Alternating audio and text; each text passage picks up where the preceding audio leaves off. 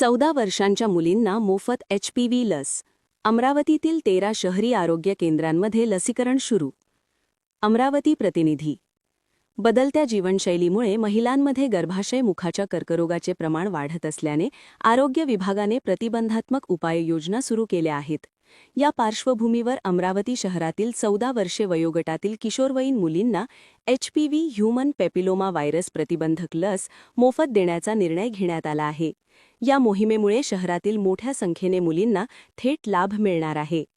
गर्भाशय मुखाचा कर्करोग हा महिलांमधील गंभीर व जीवघेणा आजार मानला जातो. मात्र योग्य वेळी HPV लसीकरण केल्यास या कर्करोगापासून प्रभावी संरक्षण मिळू शकते. खासगी रुग्णालयांमध्ये ही लस महागड्या दरात उपलब्ध असली तरी आता शासकीय स्तरावर मोफत लसीकरणाची सुविधा उपलब्ध करून देण्यात आली आहे.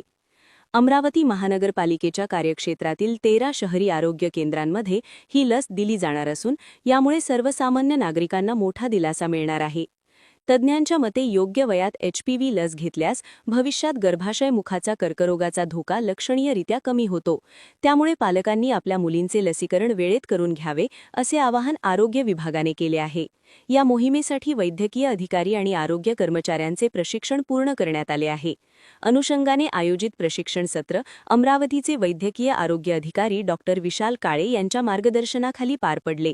प्रशिक्षणावेळी डॉक्टर संदीप पाटबागे, डॉक्टर स्वाती कोवे, श्री मधुसूदन निर्मळ, डॉक्टर स्वप्ना वानखेडे व कु तेजस्वी नागतुरे 13 शहरी आरोग्य केंद्राचे वैद्यकीय अधिकारी उपस्थित होते.